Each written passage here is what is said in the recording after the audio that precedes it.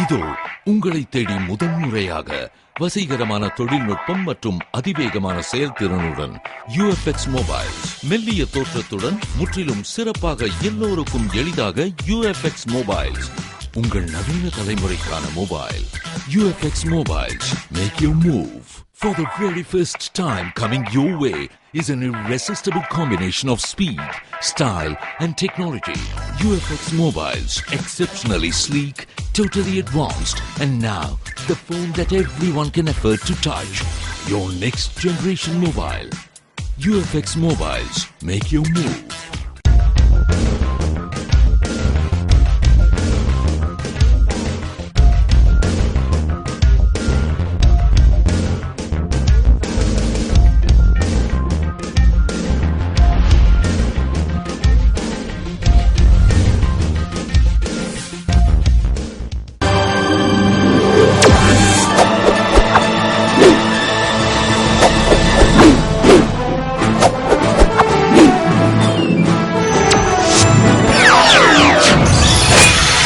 நீங்கள் பார்த்துக் கொண்டிருப்பது AJK டிவியின் புதுவை மாலை.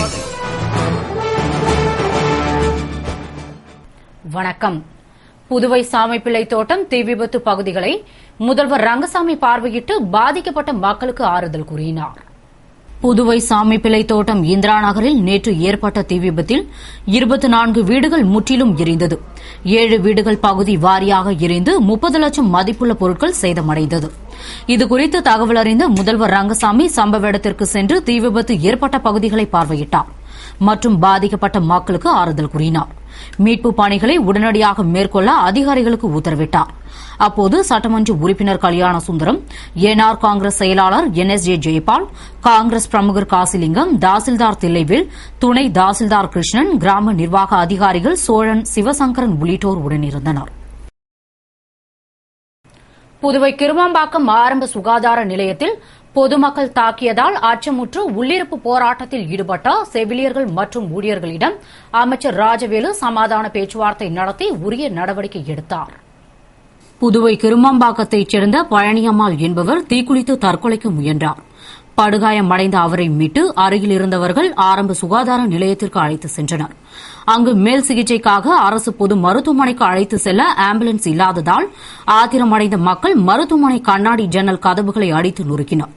பின் வேறு வாகனத்தில் மருத்துவமனைக்கு அழைத்து சென்று சேர்த்தனர். அங்கு அவருக்கு தீவிர சிகிச்சை அளிக்கப்பட்டு வருகிறது. இதனால் அச்சமுற்ற செவிலியர்கள் மற்றும் ஊழியர்கள் தங்களுக்கு பாதுகாப்பு இல்லை என்று ஆரம்ப சுகாதார நிலையத்தில் மருத்துவர்கள் இரவு மற்றும் பகலில் பணியில் இருந்தால்தான் வேலை செய்வோம் என உள்ளிருப்பு போராட்டம் நடத்தினர். இத்தகவல் அறிந்த அமைச்சர் ராஜவேலு அங்கு விரைந்து சென்று மருத்துவர்களிடம் சமாதான பேச்சுவார்த்தை நடத்தினார். தொடர்ந்து பணியில் ஈடுபடும்படி வற்புறுத்திய அவர் இதுகுறித்து நடவடிக்கை எடுப்பதாக உறுதியளித்தார். இதனால் மருத்துவர்கள் போராட்டத்தை கைவிட்டனர். புதுவையில் பேருந்து கட்டணம் உயர்ந்தது. குறைந்தபட்ச பேருந்து கட்டணமாக 3 ரூபாய் நிர்ணயம் செய்யப்பட்டுள்ளது. இதனால் பொதுமக்கள் விரக்தி அடைந்துள்ளனர். அண்மையில் தமிழகத்தில் பேருந்து கட்டணம் உயர்த்தப்பட்டது. இதனையடுத்து தமிழக பகுதிகளுக்கு செல்லும் புதுவை சாலை போக்குவரத்து கழக பேருந்துகளிலும் கட்டணம் உயர்ந்தது. தற்பொழுது டீசல் உயர்வு, உதிரி பாகங்கள் விலை உயர்வு, தொழிலாளர் சம்பள உயர்வு போன்ற காரணங்களால் புதுவையிலும் பேருந்து கட்டணத்தை உயர்த்த வேண்டும் என்று தனியார் பேருந்து உரிமையாளர்கள் அரசை வலியுறுத்தி வந்தனர். இந்நிலையில் பேருந்து கட்டண உயர்விற்கு அனுமதி அளித்து அரசாணை வெளியிடப்பட்டுள்ளதால் பேருந்து கட்டணம் உயர்த்தப்பட்டுள்ளது. அதன்படி முன்பு நகர பேருந்துகளில் குறைந்தபட்ச கட்டணமாக இருந்த 2 ரூபாய் தற்பொழுது 3 ரூபாயாக உயர்த்தப்பட்டுள்ளது. அதேபோன்று புறநகர் பேருந்துகளில் குறைந்தபட்ச கட்டணம் 3 ரூபாயிலிருந்து 4 ரூபாய் 50 பைசாவாக உயர்ந்துள்ளது. கூடுதலாக 1 கிலோமீட்டருக்கு 27 பைசா வசூலிக்கப்பட்டது. தற்பொழுது 40 காசுகளாக உயர்த்தப்பட்டுள்ளது. அதிவிரைவு பேருந்தில் 30 கிலோமீட்டருக்கு 8 ரூபாயாக இருந்த குறைந்தபட்ச கட்டணம் 15 ரூபாயாக நிர்ணயிக்கப்பட்டுள்ளது. கூடுதலாக 1 கிலோமீட்டருக்கு 21 பைசாவாக இருந்தது 50 பைசாவாக உயர்த்தப்பட்டுள்ளது. இந்த கட்டண உயர்வு இன்று முதல் அமலுக்கு வந்தது. போகி பண்டிகையின் போது டயர், பிளாஸ்டிக், ரப்பர் மற்றும் தீங்கு விளைவிக்கக்கூடிய பொருட்களை எரிக்க வேண்டாம் என்று முன்னாள் நகரமன்ற துணைத் தலைவர் திரு ஜான்குமார் பொதுமக்களுக்கு வேண்டுகோள் விடுத்துள்ளார். இது தொடர்பாக அவர் கூறுகையில், போகி பண்டிகையின் போது பொதுவாக வீட்டில் உள்ள பழைய பொருட்களை தீயிட்டு தைப்பொங்கலை வரவேற்பது வழக்கம். ஆனால் நம்மில் பலர் அதுபோல் செய்வதில்லை. போகி பண்டிகையின் போது நமது வீட்டின் வெளியே எதையாவது போட்டு எரிக்க வேண்டும் என்ற நோக்கில் வீட்டில் பழைய பொருட்கள் என்று ஒதுக்கி வைத்துள்ள பிளாஸ்டிக், டயர், ரப்பர் மற்றும் தீங்கு விளைவிக்கக்கூடிய பொருட்களை எரிப்பதால் கேன்சர், ஆஸ்துமா, காசநோய் மற்றும் உயிருக்கு ஆபத்தான நோய்கள் வெகு எளிதில் வருவதற்கு காரணமாக அமைகிறது. குறிப்பாக குழந்தைகள் மற்றும் முதியவர்களை அது மிகவும் பாதிக்கும். எனவே பொதுமக்கள் போகி பண்டிகையை உயிருக்கு பாதுகாப்பான முறையில் பழைய ஓலைகள், வீட்டில் உள்ள பழைய பாய் மற்றும் தேவையற்ற பேப்பர் உள்ளிட்ட பொருட்களை எரித்து கொண்டாடலாம். இவை ஏதும் இல்லாத பட்சத்தில் 2 விறகுகளை கடையில் வாங்கி எரித்து கொண்டாடலாம். எனவே பாதுகாப்பான போகி பண்டிகையை கொண்டாடுவோம், கொடிய நோய் தாக்குதலை தடுப்போம் என்று அவர் பொதுமக்களுக்கு வேண்டுகோள் விடுத்துள்ளார். புதுவை மேல்சாத்தமங்கலத்தில் குடிநீர் பிரச்சினை தொடர்பாக இரு தரப்பினரிடையே ஏற்பட்ட மோதல் தொடர்பாக மக்கள் கலெக்டர் அலுவலகத்தை முற்றுகையிட்டனர். புதுவை வில்லியனூரை அடுத்த மேல்சாத்தமங்கலத்தில் மேல்நிலை குடிநீர் தொட்டி உள்ளது. இங்கு புயல் காரணமாக மின்சாரம் தடைப்பட்டதால் அனைவரும் சென்று குடிநீர் எடுத்து வருகின்றனர். ஆனால் மேல்நிலை தொட்டிக்கு வந்து தண்ணீர் எடுக்கக்கூடாது என்று ஒரு தரப்பினரும், தண்ணீர் எடுக்க வேண்டும் என மறுதரப்பினரும் கூறியதால் இரு தரப்பினருக்கும் இடையே மோதல் ஏற்பட்டது. இதில் போலீசார் வழக்கு பதிவு செய்தபோது வன்கொடுமை பிரிவின் கீழ் வழக்கு பதிவு செய்ய வலியுறுத்தி ஒரு தரப்பினர் மேல்சாத்தமங்கலத்தைச் சேர்ந்த 150க்கும் மேற்பட்டோர் கலெக்டர் அலுவலகத்தை முற்றுகையிட்டனர். பின்னர் வன்னியர் குடும்ப ஒருங்கிணைப்பாளர் அழகானந்தம், தலைவர் துளசிதாசன் தலைமையில் கிராம மக்கள் கலெக்டர் விடுப்பில் உள்ளதால் சப் கலெக்டர் முத்தம்மாவிடம் மனு கொடுத்து சென்றனர். பொதுமக்கள் கலெக்டர் அலுவலகத்தை முற்றுகையிட்ட சம்பவத்தால் சிறிது நேரம் பரபரப்பு ஏற்பட்டது. புதுவையில் பொங்கல் திருநாளை முன்னிட்டு கடை வீதிகளில் பொங்கல் பானை, மஞ்சள், கரும்பு என பூஜை பொருட்கள் விற்பனைக்கு குவிந்துள்ளன. தமிழர்களின் உன்னத திருநாளாம் பொங்கல் திருநாள் உலகமெங்கும் உள்ள தமிழர்களால் 3 நாட்கள் மிகவும் சிறப்பாக கொண்டாடப்படுவது வழக்கம். அதுபோல் இந்த ஆண்டு தை திருநாளாம் பொங்கல் திருவிழா வருவதற்கு இன்னும் 2 தினங்களே உள்ளதால் புது பானையில் பொங்கலிட்டு படையலிடும் மக்களுக்காக வர்ணம் தீட்டப்பட்ட மற்றும் மண்பானைகள் ஏராளமாக விற்பனைக்கு குவிந்துள்ளன. அதுபோன்று பொங்கல் திருநாளில் பூஜைக்கு வைக்கப்படும் பூஜை பொருட்களான கரும்பு, மஞ்சள் கொத்து, பழங்கள், பூக்கள் என பூஜை பொருட்களும் ஏராளமாக கடை வீதிகளில் குவிந்துள்ளன. அதனை மக்கள் ஆர்வமுடன் வாங்கி செல்கின்றனர். இருப்பினும் தானே புயலின் காரணமாக மக்கள் வெகுவாக பாதிக்கப்பட்டுள்ளதால் விற்பனை மந்தமாக உள்ளது.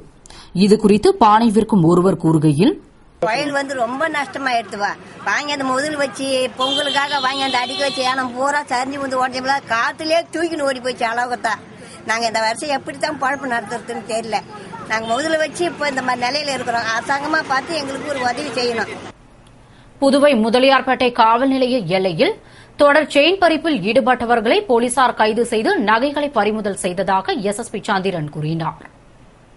இது தொடர்பாக எஸ்எஸ்பி சந்திரன் கூறுகையில், எனது அறிவுறுத்தலின்படி எஸ்பி நந்தகோபால் உத்தரவுப்படியும் முதலியார்பேட்டை வட்ட ஆய்வாளர் மாறன் தலைமையில் தொடர் செயின் பறிப்பு திருட்டை தடுக்க சிறப்பு குழு அமைக்கப்பட்டது.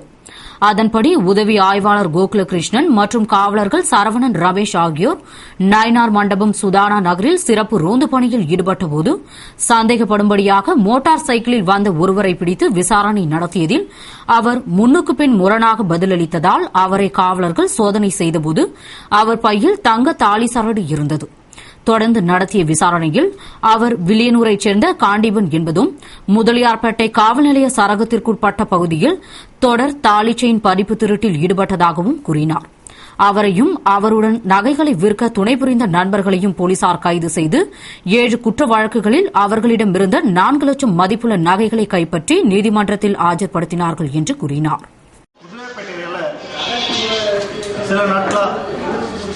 ஆகஸ்ட் மாதத்திலிருந்து இது வரைக்கும்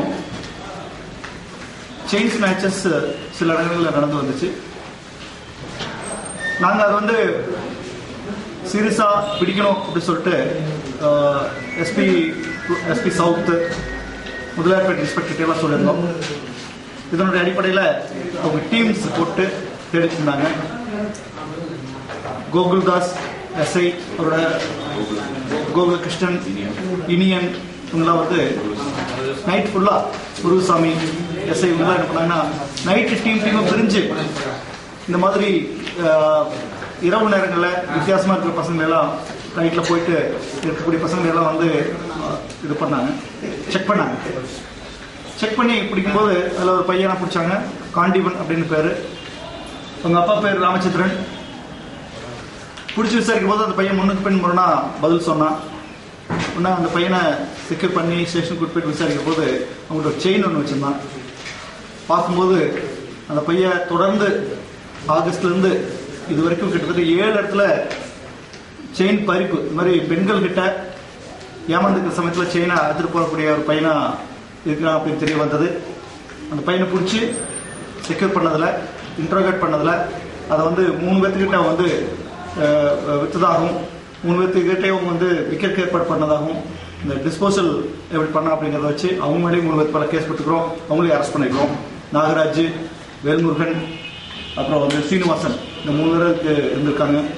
அதனால இப்போ 4 பேர்த்து நாங்கள் அரெஸ்ட் பண்ணியிருக்கோம் இந்த கேஸில். இதில் வந்து நாங்கள் வந்து எனக்கு ரெக்கார்ட் பண்ணதெல்லாம் உங்களுக்கு காட்டியிருக்கோம். அதை வந்து யார் இழந்தார்களோ உங்களுக்கு கொடுக்கப்படும்.